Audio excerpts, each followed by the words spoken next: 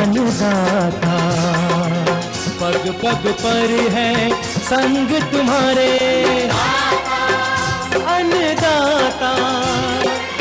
लहू किसानों का बन के पसीना सींचता है धरती का सीना। मेहनत का तेरी हक दिलवाने, नई तकनीक नई खोज बताने। पशुधन को गुणवान बनाना, पौध सुरक्षा को सिखलाना, खेती के सब गुर समझाने, भारत का सरताज बनाने। आठों पहर है संग तुम्हारे अन्नदाता अन्नदाता। नमस्कार, मैं श्वेता भट्टाचार्य आप सभी दर्शकों का अन्नदाता कार्यक्रम में स्वागत करती हूं। हर रोज की तरह कार्यक्रम में हम लेकर आते हैं खेतीबाड़ी से जुड़ी हुई बहुत सी लाभकारी जानकारियां। तो चलिए सबसे पहले देखते हैं क्या है विशेष आपके लिए आज के कार्यक्रम में। पशु खरीदते वक्त सही उम्र की पहचान और ध्यान रखने योग्य बातें। कैसे बनाए वर्मी कंपोस्ट खाद, एक किसान का अनुभव। मुनाफे वाली पॉली हाउस में झरबेरा फूल की खेती।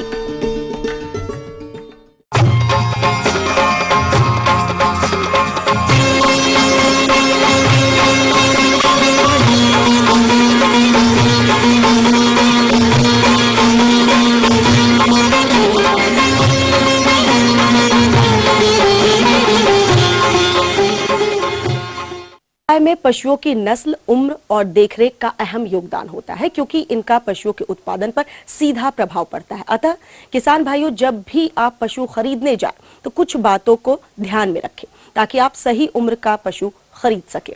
तो आप पशुओं की उम्र का पता कैसे लगाएंगे, इस बारे में जानकारी दे रहे हैं एक पशु वैज्ञानिक डॉक्टर सुरेश चंद्र जिंगर। किसान भाइयों, डेयरी एक ऐसा व्यवसाय है जिसमें गरीब से गरीब आदमी आमदनी कमा करके अपनी आजीविका कमा सकता है। तो पशु खरीदते समय आपको 4 या 5 बातें ध्यान रखनी चाहिए। पहली चीज़, जो गाय या भैंस की जो पशु खरीदते हैं उस नस्ल के बारे में आपको पता होना चाहिए। जैसे आपको मूरा खरीदनी है भैंस में या गिर खरीदनी है गाय में, तो आपको उस पशु की पहले पहचान होनी चाहिए। दूसरी बात, पशु की उम्र का पता होना चाहिए। तो किसान भाइयों, पशु की उम्र का सबसे पता करने का तरीका मुँह में दांत देखकर, जो निचले वाले जबड़े के अंदर 4 जोड़ी दांत होते हैं, जब पशु के 2 दांत अगर बड़े हैं बीच में तो पशु की उम्र 2.5 से 3 साल की होती है, और अगर 4 दांत है तो पशु की उम्र 3 साल के आसपास होती है। तो आपको जब भी पशु खरीदना है तो 2 से 4 दांत के बीच वाले ही पशु को खरीदना चाहिए, क्योंकि उसके बाद अगर खरीदते हैं तो उसको दूध उत्पादनता प्रभावित होती है, पहली चीज़। दूसरी बात, सिंग के आधार पर भी, सिंग पे छल्ले होते हैं, उसके आधार पर पशु की उम्र का पता किया जा सकता है। अगर 2 छल्ले हैं तो इसका मतलब 4 साल। पहला जो छल्ला आता है वो 3 साल में आता है, उसके बाद जो प्रत्येक छल्ला 1-1 साल में आता है। तो छल्ले के हिसाब से भी 2 छल्ले से ज़्यादा नहीं होना चाहिए। तीसरी बात, पशु के खुर के आधार पर अपन उम्र का पता कर सकते हैं। जिस पशु के खुर में गैप कम है तो वो पशु कम आयु का होता है, और जिस पशु के खुर में गैप ज़्यादा है तो ये समझना चाहिए पशु की उम्र ज़्यादा है। तो ऐसे पशु को नहीं खरीदनी चाहिए। दूसरी चीज़, पशु का दुग्ध उत्पादन 3 टाइम का उसका दूध नापना चाहिए। अगर सुबह मान लो 5 लीटर है, शाम को अगर 3 लीटर है, फिर वापस सुबह 3 लीटर, तो ऐसे पशु को नहीं खरीदना। अगर सुबह 5 लीटर है, शाम को 4.5, वापस सुबह 5 आ रहा, तो ऐसे पशु को खरीद लेना चाहिए। क्योंकि इससे क्या होता है कि पशुपालक कुछ भी खिला करके वो दूध की मात्रा को बढ़ा सकते हैं। तीसरी चीज़ होती है कि पशु को जो दूध के जो स्तन निकालने वाले स्तन है, उस स्तन में काफ़ी थोड़ा गैप होना चाहिए। जितना ज़्यादा गैप होगा पशु अच्छा दूध होगा, और स्तन का आकार बिल्कुल सेम होना चाहिए। उसके नीचे एक दुग्ध शिरा वेन होती है, वो जितनी ज़्यादा उभरी होगी उतना पशु दूध ज़्यादा देगा। 5वीं चीज़, पशु को चला के देखना चाहिए, रस्सी 2 रस्सी। तो उससे अगर पशु सीधा स्ट्रेट चल रहा है, सीधा चल रहा है, तो इसका मतलब वो पशु सही है। अगर आड़ा तीसरा चलता है तो वो पशु सही नहीं होता है। तो मैंने किसान भाइयों जो आपको 4 से 5 बातें बताई है, ये पशु खरीदते समय आपको ध्यान रखना चाहिए। ऐसे ही पशु खरीदना चाहिए। जब पशु घर पर आप लाते हो तो उस लाने से पहले उस पशु के जो पैर होते हैं उन पैरों को अच्छी तरह से लाल दवा से धोना चाहिए, और लाने के बाद जो अपने पुराने पशु है उन पशु के साथ उनको नहीं रखना चाहिए। 10 से 15 दिन उनको दूसरे पशु के साथ में रखना चाहिए। जब पशु घर पर आ जाता है तो उनका प्रत्येक बीमारी का टीकाकरण करना चाहिए, तब पेट में कीड़े मारने की दवाई भी उनको पिलानी चाहिए। जब पशु घर पे आ जाता है तो कुछ समय थोड़ी समस्या रहती है, क्योंकि वो उस वातावरण से थोड़ा अलग हो जाता है। तो पशु को सबसे पहले दूध के आधार पर उसको बाटा देना चाहिए। जैसे कोई पशु 3 लीटर दूध दे रहा है गाय, तो उसको 1 किलो बाटा, और भैंस अगर 2 लीटर दूध दे रही है तो उसको 1 किलो बाटा देना चाहिए। उसके साथ साथ 20 से 30 किलो हरा चारा देना चाहिए, और 7 से 8 किलो सूखा चारा देना चाहिए, जिससे वो दूध उत्पादन उसका कभी प्रभावित नहीं होता है। अगर आप सर्दी के टाइम पे अगर पशु खरीद के लाते हो तो सर्दी के टाइम पे पशु को नीचे आंगन में बिछा करके रखना चाहिए, या तरपाल वगैरह ढक कर रखना चाहिए, ताकि सर्दी हवा रोक सकते हैं। अगर गर्मी में पशु लाते हैं तो कमरे में कूलर वगैरह सब व्यवस्था करना चाहिए, ताकि गर्मी में उसको लू नहीं जा सकता है और दूध उत्पादन उसका बनाया रह सकता है। तो किसान भाइयों, मैं अंत में आपको यही कहना चाहता हूँ कि जब भी पशु आप खरीदते हैं तो मैंने जो बात बताई, दूध नाप के, उसकी उम्र का पता करके, और जब पशु घर पर आते हैं तो उनको दूसरे पशु पुराने पशु से अलग रखना चाहिए, ताकि उनका दूध उत्पादन बना रह सके।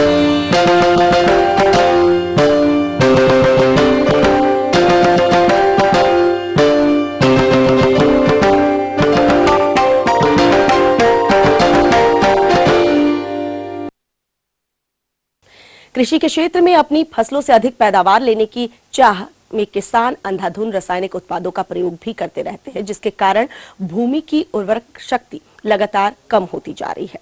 अगर किसान भाई इस समस्या से बचना चाहते हैं तो अपने खेतों में वर्मी कंपोस्ट खाद यानी कि केचुए से बनी खाद का प्रयोग करना चाहिए। अब बात आती है वर्मी कंपोस्ट खाद क्या है तथा इसके लाभ क्या है, और इसे बनाने के लिए कौन कौन सी महत्वपूर्ण बातों को ध्यान में रखा जाए। आइए जानते हैं हिमाचल प्रदेश के एक प्रगतिशील किसान अमर सिंह से।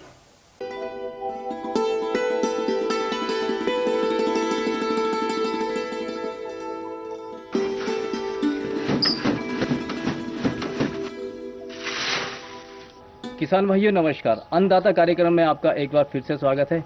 आइए आज आपको एक ऐसे प्रगतिशील किसान से मिलवाते हैं जिन्होंने की केंचुआ खाद की जो खाद है वो अपने ही लेवल पर तैयार की है, और बहुत ही अच्छे तरीके से वो इस खाद को बेचकर मुनाफा कमा रहे हैं। और साथ ही साथ उनसे ये भी जानेंगे कि कौन कौन सी तकनीक केंचुआ खाद बनाने के लिए उन्होंने उपयोग में लाई है, और किस तरह से किसान जो है अपने लेवल पर केंचुआ खाद तैयार करके अधिक से अधिक मुनाफा कमा सकते हैं। सर, आपका शुभ नाम?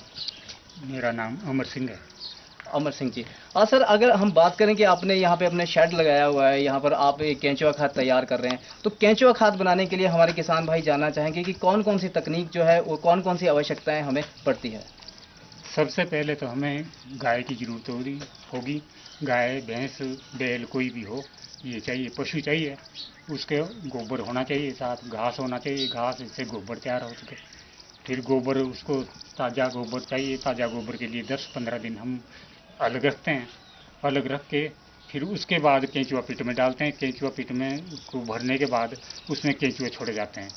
एक पिट में तकरीबन कोई 4-5 किलो केंचुए डालने पड़ते हैं एक पिट तैयार करने के लिए। उसके बाद गोबर पूरा डाल के फिर 4-5 किलो केंचुए डालने पड़ते हैं। वो 3 के महीने में फिर उसको तैयार कर देते हैं गोबर को। उसमें हर रोज़ ये देखना पड़ेगा कि सैलाब कितनी है गोबर में, ठीक सैलाब है या नहीं है। अगर कमी हो सैलाब की, थोड़ा पानी से सिंचाई कर देते हैं। तो अगर हम बात करें तो ये केंचुआ खाद को तैयार होने में कितना वक्त लग जाता है, कितना समय आपको लगता है कि ये तैयार हो जाती है इतने समय बाद? केंचुआ खाद ये 2.5 से 3 महीने में तैयार हो जाएगी। जब हम उसमें डालते हैं उसके बाद 2.5 से 3 महीने में तैयार हो जाएगी। उसके बाद हम इसको छानते हैं। जो उसमें से कंकर, पत्थर या घास, लकड़ के तिनके वगैरह जो होते हैं वो अलग छान देते हैं, और बारीक खाद जो अलग रख देते हैं, अलग करते हैं। फिर उसके कट्टे भरते हैं, कोई 50 किलो का कट्टा, उसको फिर भर के पैक करके और फिर उसको स्टोर रख देते हैं, अंदर स्टोर में रख देते हैं। तब जब उसकी ज़रूरत होती फिर वहाँ से निकालते हैं और खेत में डालते हैं, या जिसको चाहिए खरीद के भी ले जाते हैं। हमारे से सेब वाले भी ले जाते हैं उनके बगीचे में डालने के लिए। बात करें, जैसे आपने बताया कि हम केंचुआ इसमें पिट में डालते हैं, उसके बाद इसको 3 महीने का जो आप बता रहे हो समय का अंतराल चाहिए होता है, तो वो 3 महीने का जो समय है वो हमें क्यों देना पड़ता है? 3 महीने इसको, केंचुए जो है 3 महीने में इसको पूरा खा के, क्योंकि ये खाते हैं जितना इनका अपनी वेट होता है उसके अंदर उतना ही वेट ये एक रात में खाते हैं, उतना गोबर तैयार करते हैं। तो 3 महीने में ये पूरा उसको तैयार कर देते हैं। जब बारीक हो जाता है बिल्कुल, जितना भी उसमें मोटापा या इसमें जो भी होता है बिल्कुल बारीक कर देते हैं। इसके बीज वगैरह सारे कुछ खा के बिल्कुल बारीक इसके दाने से बना देते हैं, बिल्कुल सड़ जाता है फिर ये। और जैसे कि आपने बताया कि सबसे पहले हम गोबर लेते हैं, जो ताज़ा गोबर हम लेते हैं उसको कुछ 10-15 दिन के अंतराल के लिए हम छोड़ देते हैं, तो उसका क्या कारण है? उसका कारण है क्योंकि इसमें गैस वगैरह होती है, इसको 5-7 दिन में इसमें गर्मी आती है, बहुत ज़्यादा गर्म हो जाता है। ये जो एक जगह एकदम नहीं डाल दें इसमें गर्मी आती है, उससे केंचुए मर जाते हैं। इसलिए 10-15 दिन अलग रख के फिर 15 दिन बाद उसमें पिट में डालना चाहिए, उससे फिर ठीक रहता है, उनको कोई नुकसान नहीं होता। केंचुए ठीक काम करते हैं, उसमें अंडे भी देते हैं, बढ़ते भी रहते हैं और तैयार भी करते हैं। दूसरी खाद जो है, अब आम खाद जो होती है हमारी गोबर की खाद है, खेत में डालते हैं तो तकरीबन 1 बीघे में जो है 50-60 किले तकरीबन 20-25 क्विंटल हमारे को डालनी पड़ेगी। ये केंचुआ खाद जो तैयार होती है, इसको हमारे को 1 बीघे में ज़्यादा से ज़्यादा 4-5 क्विंटल बहुत है। 1 बीघे के लिए बहुत ज़्यादा काफ़ी है, इसका पूरा ये असर दिखाएगी अपना। एक कम लगती है, दूसरे में ले जाने में कम टाइम लगता है, उठाने के लिए कम खर्चा है, इसका ये फ़ायदा है। केंचुआ खाद के बनाने के लिए सबसे ज़रूरी बात जो है, उसके ऊपर पिट के ऊपर शेड बनाना ज़रूरी है, जिससे कि ज़्यादा पानी, अगर बारिश हो तो ज़्यादा पानी भी उसमें ना जाए और धूप लगे तो ज़्यादा धूप ना लगे। इसके लिए सैलाब एक चाहिए, हर टाइम जो है सैलाब बहुत ज़रूरी है, इसके लिए चाहिए केंचुए के लिए भी और खाद के लिए। खाद जब बाद में बन जाती है उसको भी छांव में रखना पड़ता है, स्टोर करनी हो तो उसके लिए छांव में रखना पड़ेगा, बंद करके छांव में रखना ज़रूरी है।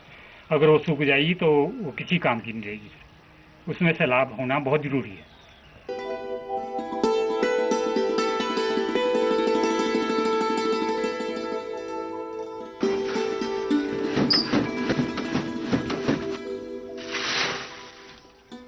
ये थी कुछ उपयोगी जानकारियां। अब लेते हैं एक छोटा सा ब्रेक, जल्द लौटेंगे और कार्यक्रम में आगे हैं महत्वपूर्ण जानकारियां। बने रहिए हमारे साथ।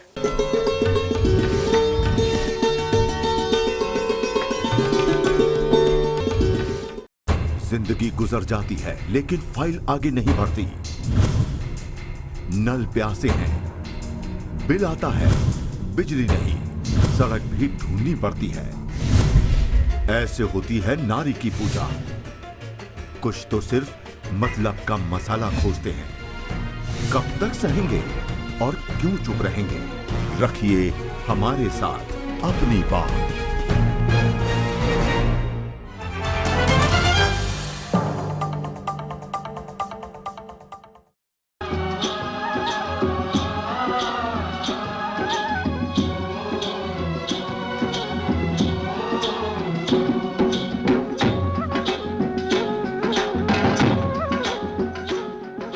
ब्रेक के बाद एक बार फिर से आप सभी दर्शकों का अन्नदाता कार्यक्रम में स्वागत है। बढ़ते हैं अगली प्रस्तुति की ओर।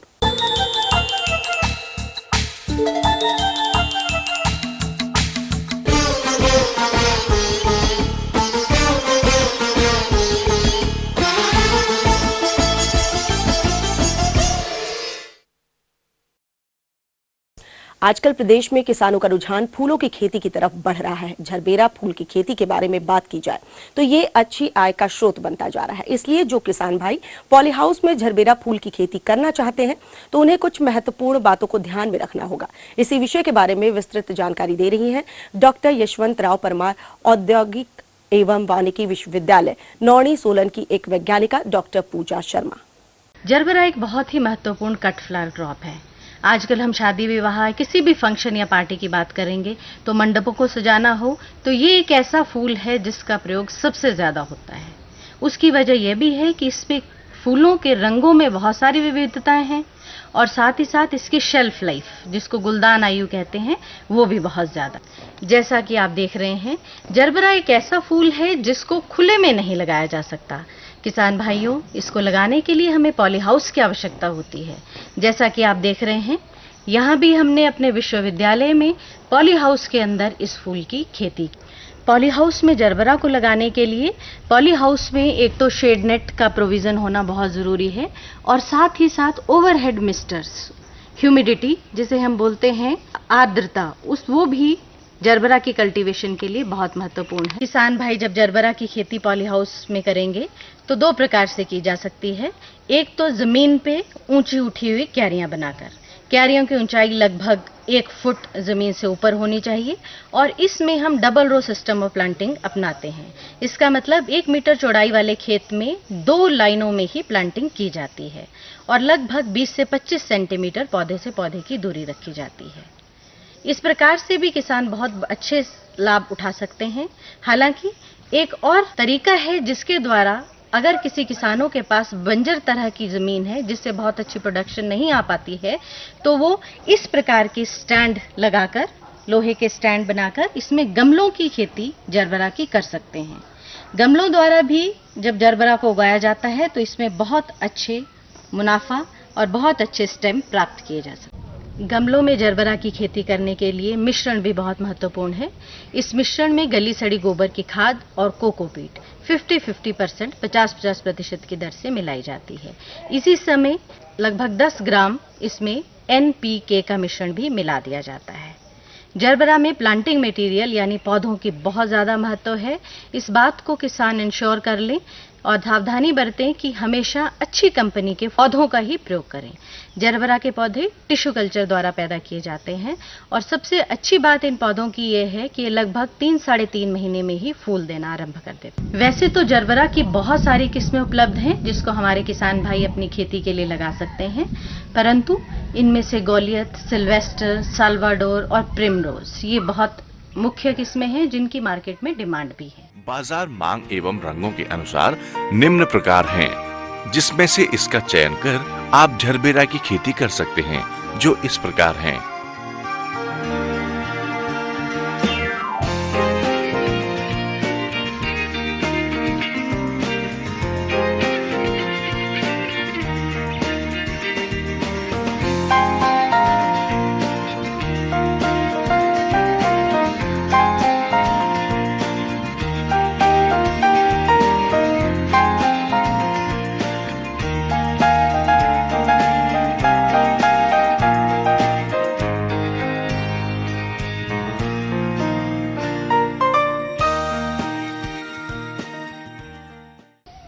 जब भी किसान जरबरा का चयन करें तो इसकी 2-3 किस्मों को अपने पॉली हाउस में लगाएं, 2-3 अलग अलग रंगों की किस्में।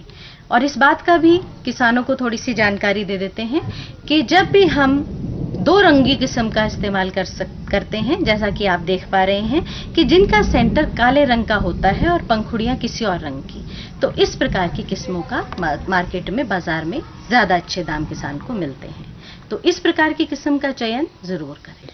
गमलों में आकार के अनुसार पौधे लगाए जा सकते हैं, जैसे छोटे गमलों में 1 पौधा और लगभग जब गमले का आकार 12 इंच व्यास से अधिक हो तो उसमें 2 पौधे आसानी से लगाए जा सकते हैं। जैसा कि आप देख पा रहे हैं ये 12 इंच से ज़्यादा साइज का गमला है, तो इसमें 2 पौधे आराम से जरबरा के लगाए जा सकते हैं। अच्छी बढ़त और अच्छी गुणवत्ता के फूल पैदा करने के लिए ये बहुत ज़रूरी है कि हम गमले में भी साफ सफाई का ध्यान रखें। जैसा कि आप देख पा रहे हैं इस गमले में जो नीचे के पत्ते हैं वो गल सड़ गए हैं। इस प्रकार के पत्ते अनेक बीमारियों को आमंत्रित करते हैं, तो इनका निकालना बहुत आवश्यक है। इसके साथ ही कोई भी खरपतवार अगर गमले में नजर आ रही है तो उसे भी समय समय पर निकालना बहुत आवश्यक है। ऐसा करने से हमारे पौधे की हेल्थ, उसका स्वास्थ्य बरकरार रहता है और वो ज़्यादा से ज़्यादा कट स्टेम हमें दे पाता है। आइए अब बात करते हैं फूलों को हार्वेस्ट करने की, फूलों की फसल लेने की। तो बहुत ही महत्वपूर्ण है पुष्पों के बारे में कि उनको प्रॉपर स्टेज पे हार्वेस्ट किया जाए, उनकी अवस्था की जानकारी होना बहुत ज़रूरी है। जैसा कि आप देख पा रहे हैं कि जरबरा में जब फूल पूर्ण तरह विकसित हो गया है, पूरी तरह खिल गया है, तो ये इसको हार्वेस्ट करने का बिल्कुल सही वक्त है। फूलों की तुड़ाई के बाद उनको नीचे से थोड़ा काटकर तुरंत पानी में डाल देना चाहिए। जरबेरा फूल की छटाई एवं ग्रेडिंग करना जरूरी है तथा जरबेरा के फूलों को लंबे समय तक संग्रहित नहीं किया जा सकता है। फूलों को 2 डिग्री सेल्सियस पर आर्द्रता ग्राही बक्सों में 2 दिन तक रखा जा सकता है। वहीं पानी में फूलों को 4 डिग्री सेल्सियस पर 4 से 7 दिनों तक संग्रहित किया जा सकता है। पुष्प वृंत 40 सेंटीमीटर लंबा, सीधा एवं मजबूत होना चाहिए। फूलों को पैक करने के पूर्व उपचारित करना आवश्यक है। आगे और भी है कुछ रोचक जानकारियां, पर यहाँ पर रुकेंगे एक और कमर्शियल ब्रेक के लिए। जल्द हाजिर होते हैं।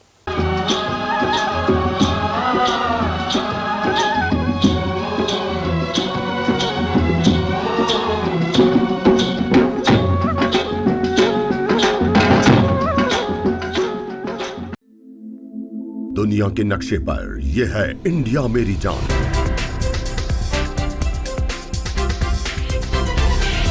भारत थोड़ा अलग है।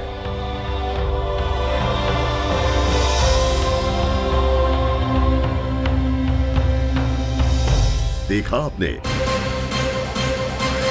इतना सा भी छूट जाए तो सच अधूरा रह जाता है। बदलते भारत का पूरा सच, राष्ट्रीय समाचार, हर रोज सुबह 8 और दोपहर 2 बजे।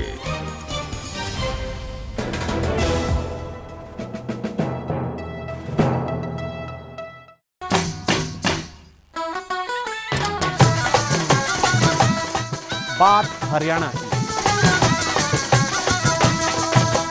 न्याणा की, स्याणा की, गांव की हो या शहर की, मंत्री की हो या संतरी की, हर छोटी बड़ी खबर देखिए आपकी अपनी बोली में। देखिए मारी बोली मारी खबर, हर रोज शाम 6 बजे।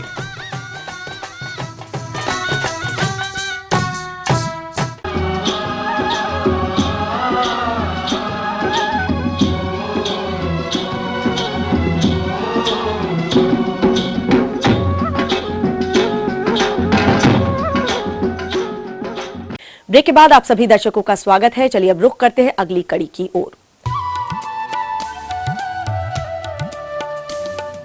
अन्नदाता हेल्पलाइन निशुल्क फोन संपर्क सेवा के माध्यम से आपके द्वारा पूछे गए प्रश्नों में से 1 या 2 महत्वपूर्ण प्रश्नों को हम अपने कार्यक्रम में शामिल करते हैं। इसी के तहत आज का चयनित प्रश्न और उसका जवाब इस प्रकार से है।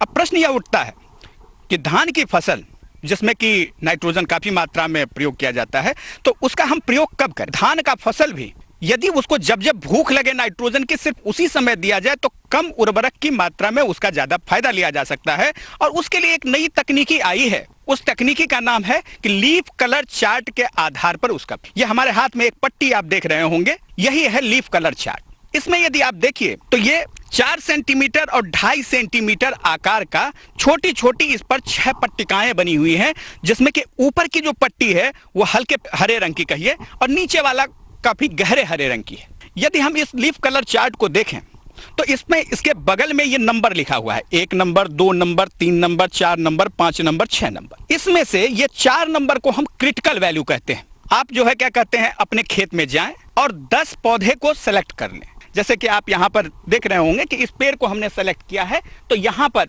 आप एक हमने कुछ निशान के लिए एक लकड़ी यहाँ खोस दिया है। आप टैग भी लगा सकते हैं, किसी भी तरह से इसे पहचान के लिए कुछ न कुछ साधन रखिए। और पूरे खेत भर में 10 पौधे का आपको चयन करना है। उसके बाद जा करके इस पौधे की पत्ती से आप इसका मिलान करेंगे। तो यदि हम देखते हैं तो इस पत्ती को यदि आप देखिए तो ये जो जिससे मिल रहा है इसके नीचे 3 नंबर लिखा हुआ है, यानी इस 3 नंबर वाले से मिल रहा है जो कि 4 नंबर के ऊपर है। इसी तरह से उन 10 पौधों में से देखिए कि कितने पौधे 4 नंबर के ऊपर वाले से मिलान कर रहे हैं और कितने पौधे ऐसे हैं जो कि 4 नंबर के ऊपर यानी 5 नंबर और 6 नंबर से मिल रहे हैं। इसमें से यदि यह 4 नंबर वाले से आपको ये पत्ती का रंग मिल रहा है और खास करके 10 में से 6 पौधा या उससे अधिक पौधे यदि 4 नंबर के नीचे वाले से मिलान कर रहे हैं, यानी 1 नंबर, 2 नंबर, 3 नंबर, 4 नंबर से मिल रहे हैं, तो ऐसी स्थिति में किसान भाइयों आपको चाहिए कि 23 किलोग्राम नत्रजन यानी कि 50 किलोग्राम यूरिया का आप 1 हेक्टेयर खेत में छिड़काव कर दें।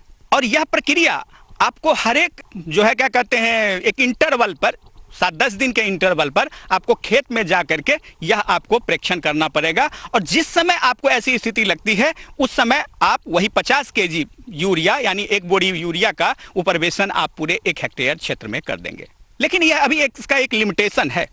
लिमिटेशन इसका यह है कि यह जो आपको लीफ कलर चार्ट है वह जब हाइब्रिड वेराइटी के ऊपर आप प्रयोग करते हैं तो उसमें उतना सफल नहीं पाया जाता है। इसीलिए मैं आपसे निवेदन करना चाहूंगा, आपको एक सुझाव देना चाहूंगा कि इसका उपयोग जो सामान्य धान की प्रजातियां हैं उस पर आप करें तो वह ज्यादा उपयोगी होगा। और यह कब से कब तक करना है, तो 14 दिन की उम्र से हमने बताया कि यह प्रक्रिया आप शुरू करेंगे। 7-10 दिन के अंतराल पर यह प्रक्रिया करेंगे और यह प्रक्रिया जब आपका बाली फूटने लगता है उसके बाद आपको यह प्रक्रिया करने की आवश्यकता नहीं है। प्रश्न उठता है कि किस प्रकार से हम इसका उपयोग करें। तो आप सुबह में 8 से 10 का समय या 2 से 4 का समय यह उचित समय होता है। इस समय जब भी आप यह लेने लगते हैं या मिलान करने लगते हैं तो इस प्रकार से खड़े हों कि सूर्य आपके पीठ की तरफ रहे और आप उसके आगे रहें, यानी कि आपके शरीर की छाया आपके पेड़ पर पड़ती रहे। और इस प्रकार से यदि आप करते हैं, तब जब यह आप जो नमूना लेंगे वह बिल्कुल नमूना आपका सही रहेगा, वह मिलान आपका सही।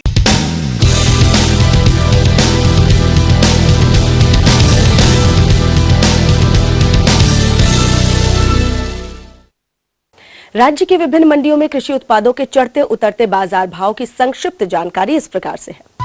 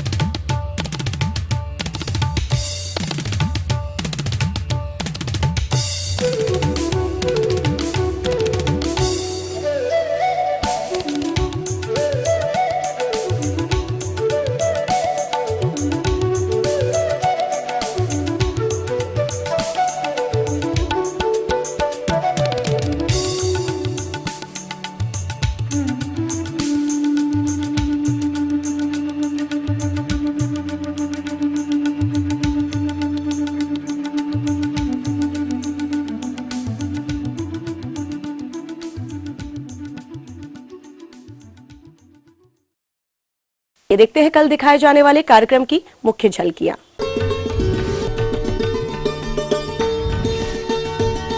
अधिक फल उत्पादन हेतु नींबू के बागों में किए जाने वाले कार्य। हम ये उम्मीद करते हैं कि आज का कार्यक्रम आप सभी दर्शकों के लिए उपयोगी रहा होगा। किसान भाइयों व अन्नदाता आपकी सेवा के लिए संकल्परत है। कृषि संबंधित समस्या एवं सुझाव के लिए आप हमें इस पते पर संपर्क कर सकते हैं। प्रोड्यूसर अन्नदाता ETV Haryana, Himachal Pradesh, Ramoji film city, Hyderabad 501512। साथ ही आप हमें ईमेल भी कर सकते हैं। हमारा ईमेल एड्रेस है annadatar.hp@etv.co.in। इसके अतिरिक्त आप हमें निःशुल्क हेल्पलाइन नंबर 180010084599 पर सोमवार से शनिवार सुबह 10 से शाम 4 बजे के बीच संपर्क कर सकते हैं। फिलहाल अन्नदाता की पूरी टीम को दीजिए इजाजत। कल फिर इसी वक्त आपसे मुलाकात होगी कृषि संबंधित कुछ और रोचक जानकारियों के साथ।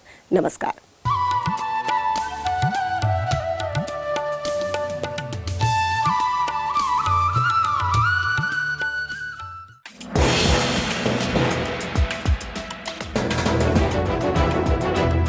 आप देख रहे हैं ईटीवी न्यूज हरियाणा, हिमाचल प्रदेश, खबर ही जीवन है।